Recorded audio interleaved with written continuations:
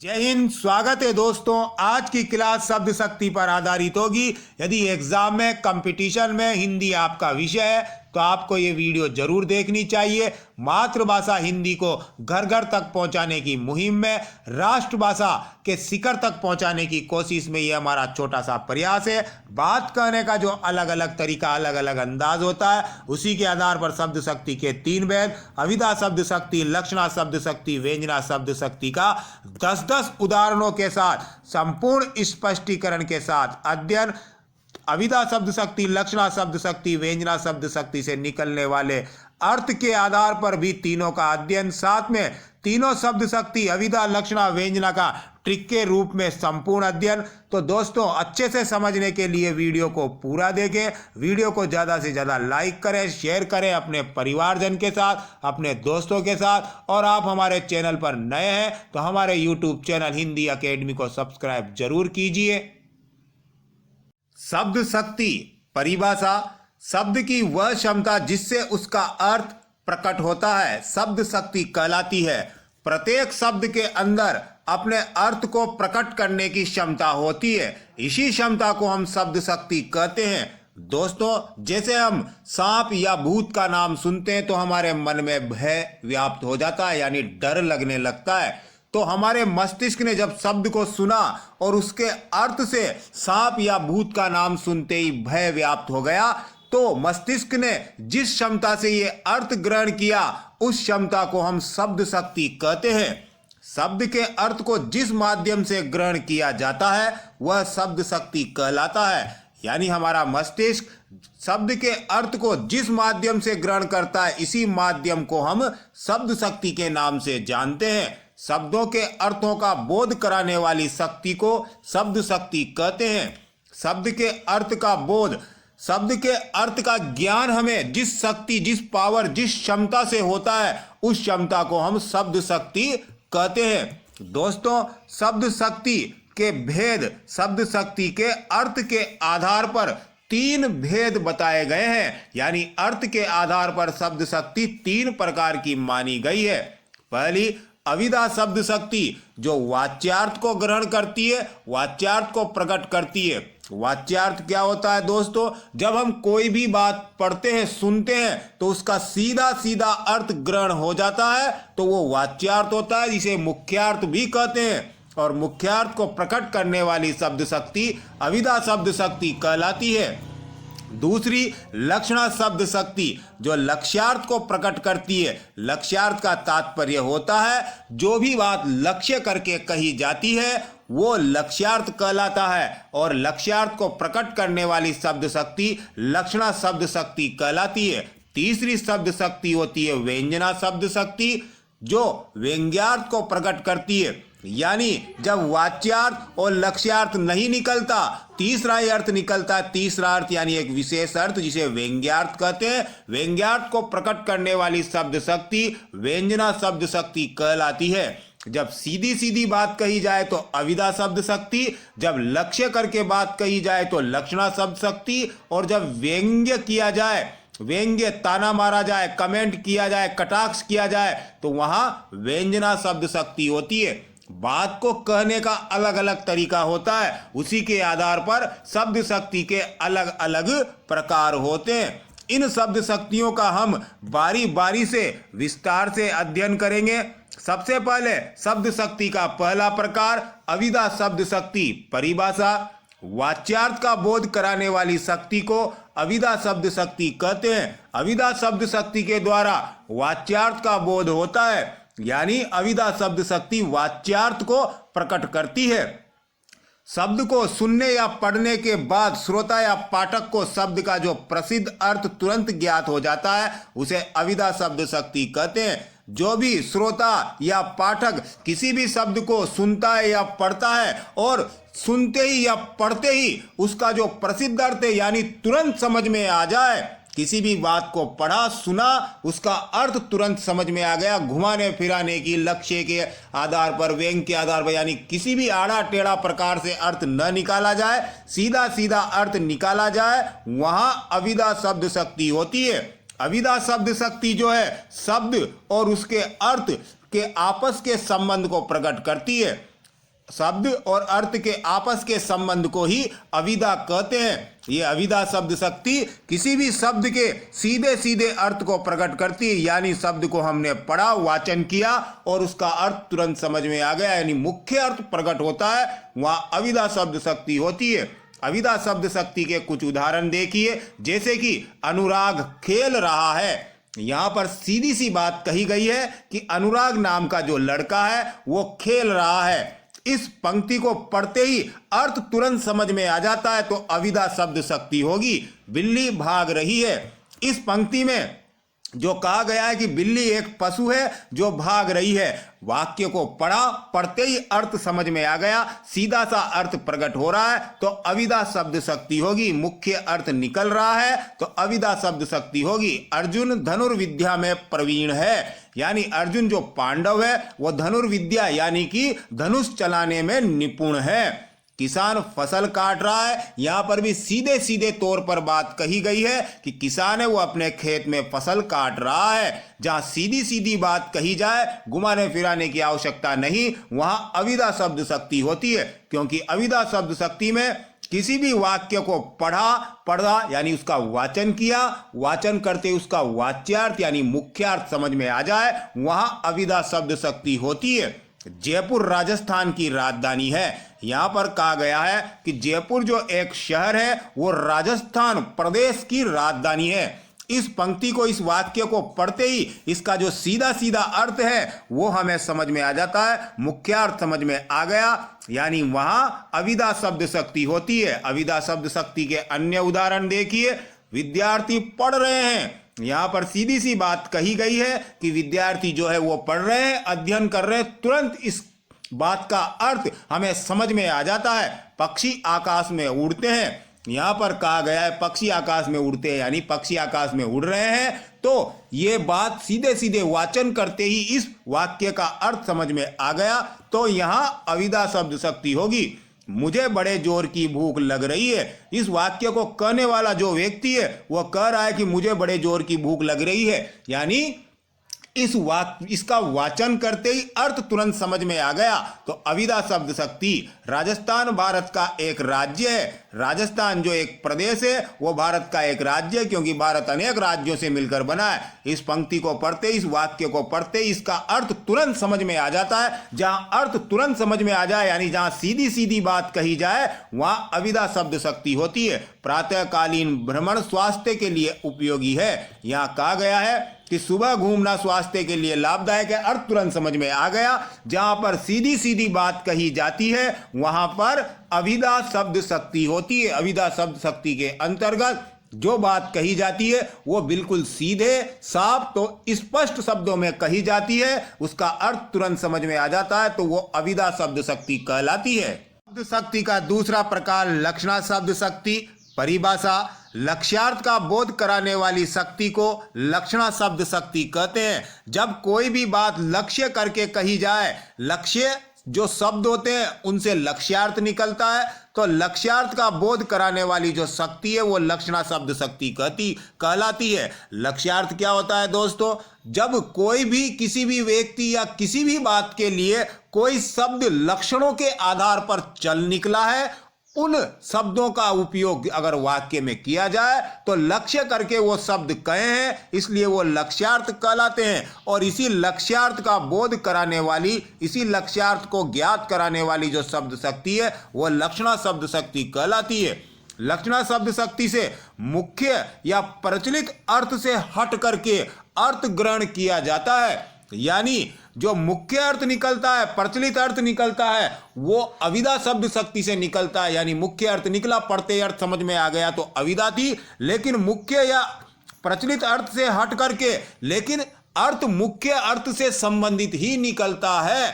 अर्थ मुख्य अर्थ से संबंधित निकलेगा, वहां लक्षणा शब्द शक्ति होती है। मुख्य अर्थ नहीं निकलता, लेकिन मुख्य अर्थ से संबंधित ही अर्थ निकलता है। जब शब्द अपना मुख्य अर्थ छोड़कर तत्संबंधी विशेष अर्थ प्रकट करता है तो वह लक्ष्यार्थ कहलाता है। यानी जब किसी भी शब्द का मुख्यार्थ नहीं निकलता, यानी शब्द को पढ़ने वाला जो अर्थ था वो नहीं निकला, लेकिन उसी से संबंधित अर्थ निकलता है, तो वहां लक्ष्यार्थ होता है। और लक्ष्यार्थ का बोध कराने वाली शब्द शक्ति को लक्षणा शब्द शक्ति कहते हैं।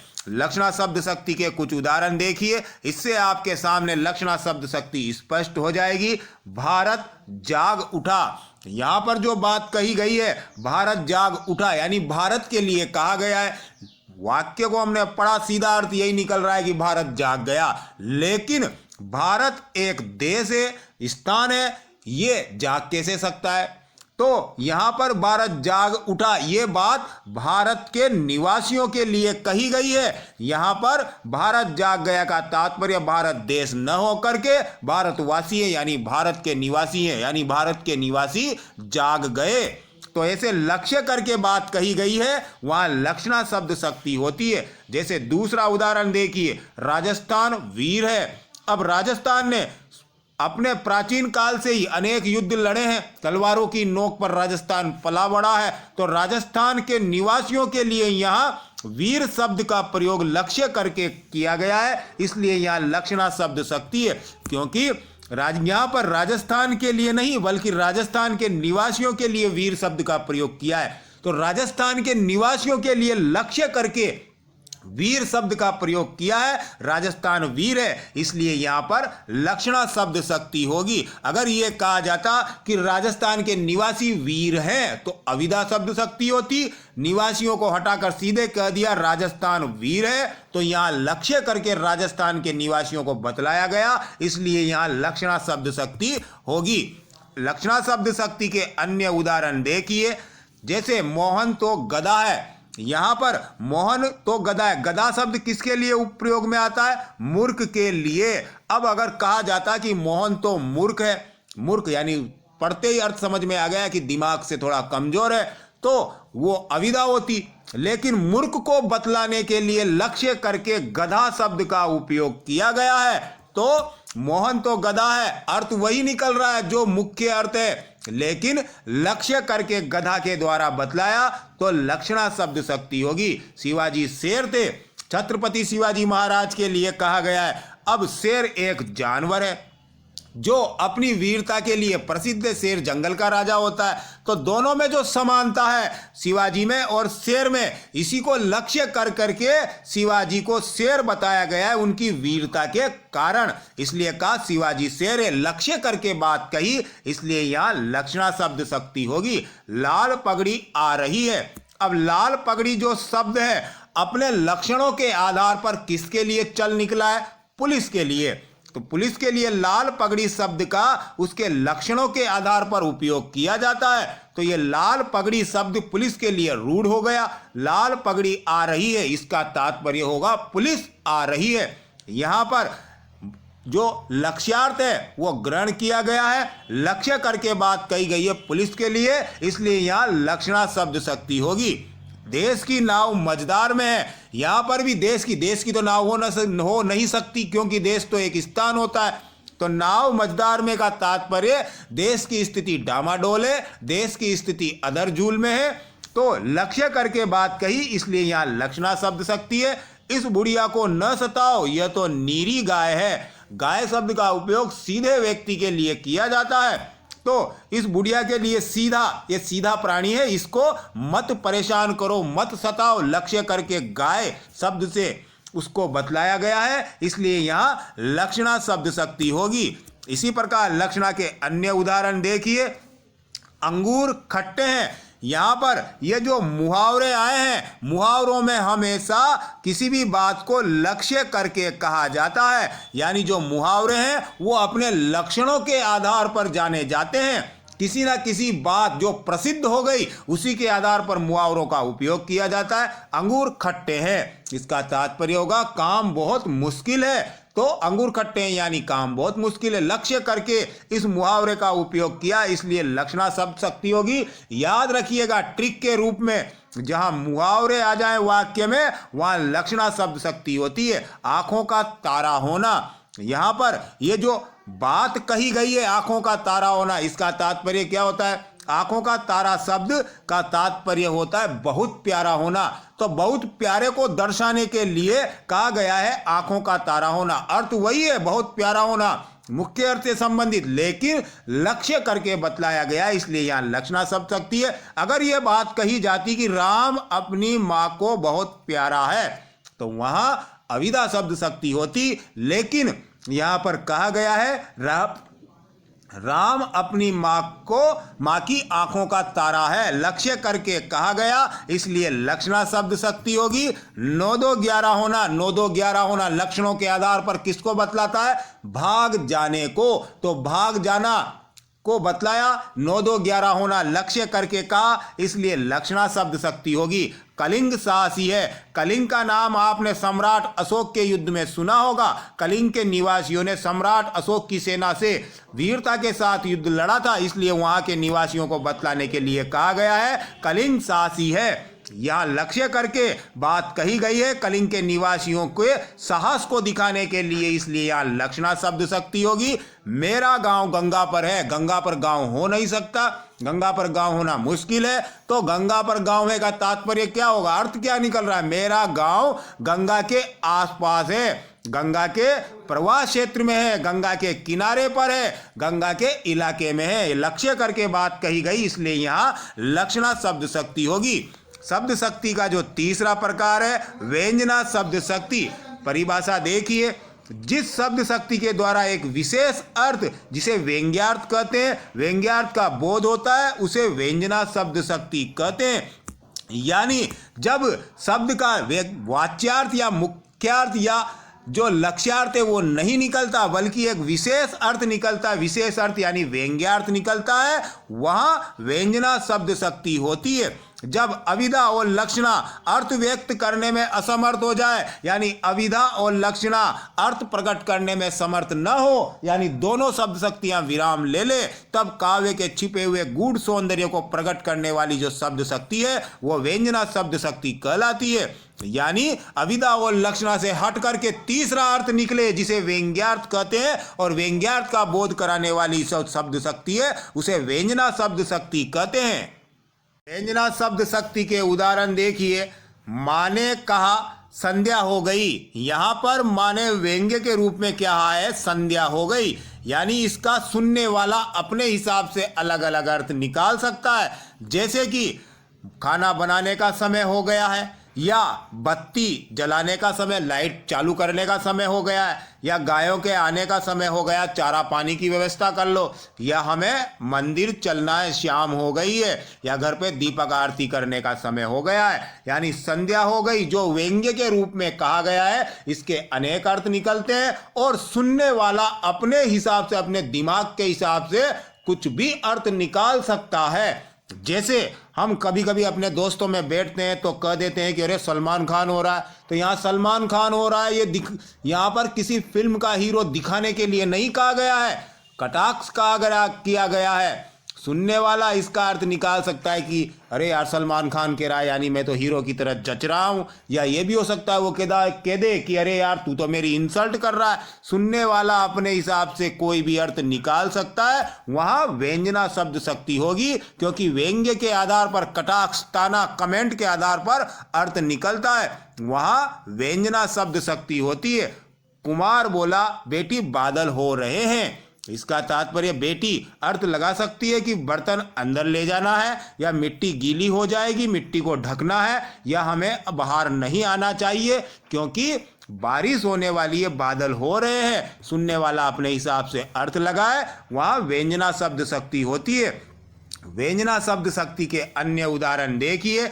नाच न जाने आंगन टेढ़ा, यहां पर यह लोकोक्ति है। इस लोकोक्ति, जहां लोकोक्ति आ जाए वहां पर व्यंजना शब्द शक्ति होती है। ट्रिक के रूप में याद रखना, लोकोक्ति जहां आए वहां व्यंजना शब्द शक्ति, मुहावरे जहां आए वहां लक्षणा शब्द शक्ति होती है। नाच न जाने आंगन टेढ़ा, इसका तात्पर्य, अब ये सीधे सीधे ये नहीं कह रहा है कि नाचना तो आता ही नहीं है और आंगन टेढ़ा है, तो यहां कहा जा रहा है कि काम तो आता नहीं और जो काम की वस्तु है उसमें कमियां निकालकर अपनी कमियों को छुपा रहे हो। तो व्यंग्य के आधार पर बात कही, इसलिए यहां व्यंजना शब्द शक्ति होगी। काला अक्षर भेष बराबर, यानी यहाँ पर काले अक्षर को भैंस के बराबर नहीं बताया जा रहा है, सीधा अर्थ तो यही निकल रहा है, लेकिन व्यंग्य के आधार पर अर्थ निकल रहा है कि जो अनपढ़ है उसके लिए, जो काम को नहीं जानता उसके लिए काला अक्षर के बराबर यानी भैंस और काले अक्षर में कोई अंतर नहीं है, तो काम आता नहीं, इसीलिए बहाने बना रहा है। अगला उदाहरण देखिए, मोहन ने कहा 10 बज गए। अब 10 बज गए का कुछ भी अर्थ निकल सकता है, सुनने वाला अपने हिसाब से अर्थ लगा सकता है। 10 बज गए यानी विद्यालय जाने का समय हो गया, या बस आने वाली है, या पिताजी कार्यालय ऑफिस जाने वाले हैं, कुछ भी अर्थ निकल सकता है। तो वहां व्यंजना शब्द शक्ति होगी, क्योंकि व्यंजना शब्द शक्ति व्यंग्यार्थ को प्रकट करती है। जहां लक्ष्यार्थ नहीं निकलता, जहां मुख्यार्थ नहीं निकलता, वहां व्यंग्यार्थ निकलता है, और व्यंग्यार्थ को प्रकट करने वाली शब्द शक्ति व्यंजना शब्द शक्ति कहलाती है। अगला उदाहरण देखिए, मजदूर ने कहा अब तो 5 बज गए साहब, यानी दिनस्त मजदूर मस्त, 5 बज गए यानी अब काम समाप्त होने का समय आ गया है, यानी अब काम नहीं होगा। सेठ, अगर मालिक ने, साहब ने, सेठ जी ने काम बताया तो मजदूर ने कहा अब तो 5 बज गए, अब तो कल होगा काम। कहने का तात्पर्य अब पछताए होत क्या जब चिड़िया चुग गई खेत। यहाँ पर यह लोकोक्ति है, इसका अर्थ ये नहीं है कि चिड़िया खेत को चुग गई अब क्या होगा। यहाँ पर यह है कि काम तो हो गया, अब पछताने से क्या फायदा, यानी यहाँ पर व्यंग्य किया गया है, इसलिए यहाँ पर व्यंजना शब्द शक्ति होगी। व्यंजना शब्द शक्ति के अन्य उदाहरण देखिए, मुर्गा बोल रहा है। इसका सीधा अर्थ ये नहीं निकल रहा कि मुर्गा एक पशु प्राणी है जो बोल रहा है, बल्कि मुर्गा बोल रहा है यानी सुबह हो गई, कहाँ तक पड़े रहोगे, उठ जाओ। प्रेम सदा अंधा होता है, यहाँ पर प्रेम को अंधा, कोई लड़का नहीं है जिसे अंधा बताया जा रहा है, बल्कि प्रेम सदा अंधा है। प्रेम यानी मोहब्बत को बताया गया है, प्रेम करने वाले को कुछ नहीं दिखता, व्यंग्य किया गया, इसलिए यहाँ व्यंजना शब्द शक्ति होगी। तिल भर ना आगे बढ़ रहे हो, वीर हो निश्चय बढ़े। यहाँ पर वीरता के ऊपर व्यंग्य किया गया है कि तिल भर थोड़ा सा भी आगे नहीं बढ़ रहे हो, रे तुम तो बहुत बड़े वीर हो। सीता हरण की बात जानी, कहियो पितुसन जाए, जो मैं राम तो कुल सहित कही ये राव दशानन आए।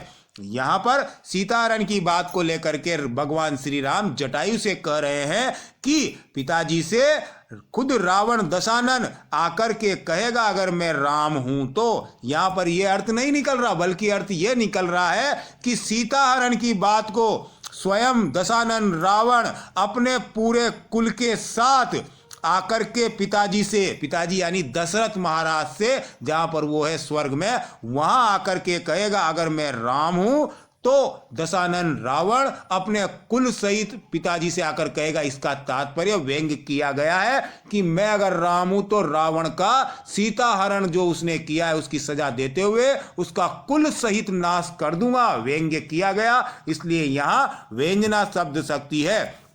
अब तीनों शब्द शक्तियों को हम ट्रिक के रूप में समझते हैं। जैसे कहा जाए कि मोहन तो मूर्ख है, सीधी सी बात कही गई है, जहां सीधे सीधे बात कही जाए वहां अविदा शब्द शक्ति होती है। अब इसी बात को मूर्ख को बतलाने के लिए गधा शब्द का उपयोग किया, मोहन तो गधा है। अब लक्ष्य करके बात कही गई, इसलिए यहां पर लक्षणा शब्द शक्ति होगी।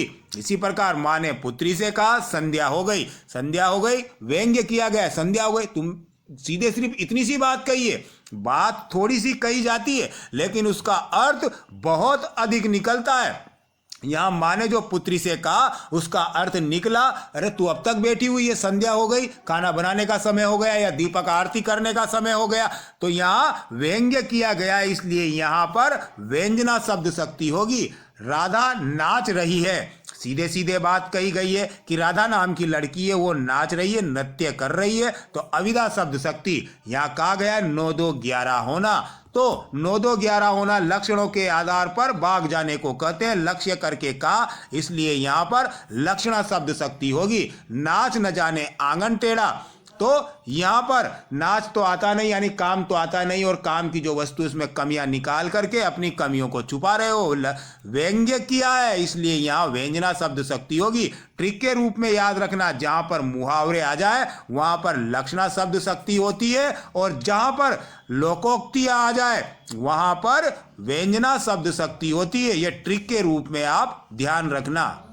राजस्थान के निवासी वीर हैं, सीधे सीधे यहाँ पर कहा गया कि राजस्थान के निवासियों के लिए, तो यहाँ अविदा शब्द शक्ति होगी। इसी बात को लक्ष्य करके कहा गया है कि राजस्थान वीर है, क्योंकि राजस्थान के निवासियों ने अनेक युद्ध लड़े हैं, वो अपनी वीरता के लिए प्रसिद्ध है। तो वीरता के आधार पर राजस्थान के निवासियों के लिए ये कथन चल निकला कि राजस्थान वीर है। लक्ष्य करके कहा, इसलिए यहाँ लक्षणा शब्द शक्ति होगी। मुर्गा बोल रहा है, मुर्गा बोल रहा है यानी यहाँ ताना मारा जा रहा है, व्यंग्य किया जा रहा है कि मुर्गा बोल रहा है यानी सुबह होने वाली है, कब तक बिस्तरों में पड़े रहोगे, अब तो उठ जाओ, व्यंग्य किया, इसलिए यहां व्यंजना शब्द शक्ति होगी। राम मां को बहुत प्यारा है, सीधे सीधे बात कही गई है और सीधे सीधे अर्थ समझ में आ गया। सीधी सीधी बात का सीधा सीधा अर्थ समझ में आ गया, वहां अविदा शब्द शक्ति होगी। बात यही है, इसी बात को अन्य तरीके से कह दिया कि राम मां की आंखों का तारा है। लक्ष्य करके कहा गया है क्योंकि आंखों का तारा होना जो है उसका अर्थ यही निकलता है कि बहुत प्यारा होना। बात कहने का तरीका बदल गया, अर्थ वही है कि राम मां की आंखों का तारा यानी मां को बहुत प्यारा है। तो यहां लक्षणा शब्द शक्ति होगी। आप भी अपने दोस्तों के साथ बात करने के लिए व्हाट्सएप, इंस्टा, फेसबुक, टेलीग्राम का उपयोग करते हो, तो स्थान बदल गया, आपका बात करना तो वही है, तो स्थान बदल गया। इसी प्रकार से यहाँ पर जो बात कही जा रही है उसका तरीका बदल गया, तो शब्द शक्ति भी बदल गई। सीधे सीधे बात कही जाए तो अविदा शब्द शक्ति, लक्ष्य के आधार पर बात की जाए, लक्षणों के आधार पर जो शब्द चल निकले उसके आधार पर कहा जाए तो लक्षणा शब्द शक्ति, और व्यंग्य के आधार पर कहा जाए तो वहां व्यंजना शब्द शक्ति होती है। जैसे राम ने कहा रात के 10 बज गए, राम जो पढ़ रहा है वो अपने सहपाठी से कहता है रात के 10 बज गए, तो इसका तात्पर्य है सहपाठी जो अर्थ निकाले कि 10 बज गए यानी हमें सो जाना चाहिए, या तो ये अर्थ निकालेगा, या कि परीक्षा नजदीक आने वाली, अभी तक हमने कुछ नहीं पढ़ा है, हमें और मेहनत के साथ अध्ययन करना है, तो और पढ़ना है, तो अर्थ निकाल सकता है वो अपने दिमाग के हिसाब से। अर्थ व्यंजना में फिक्स नहीं होता, सुनने वाला अपने हिसाब से अर्थ निकाल सकता है। व्यंग्य करके बात कही गई, इसलिए यहाँ व्यंजना शब्द शक्ति होगी। तो दोस्तों, वीडियो कैसी लगी कमेंट में जरूर बताएं, और वीडियो को ज़्यादा से ज़्यादा लाइक करें, शेयर करें, और हमारे YouTube चैनल हिंदी अकेडमी को सब्सक्राइब जरूर कीजिए, ताकि हम आपके लिए यूं ही अच्छी अच्छी वीडियो लेकर आते रहें। बेल आइकन को प्रेस कीजिए ताकि हमारी आने वाली वीडियो की नोटिफिकेशन आपको मिलती रहे। जय हिंद, वंदे मातरम।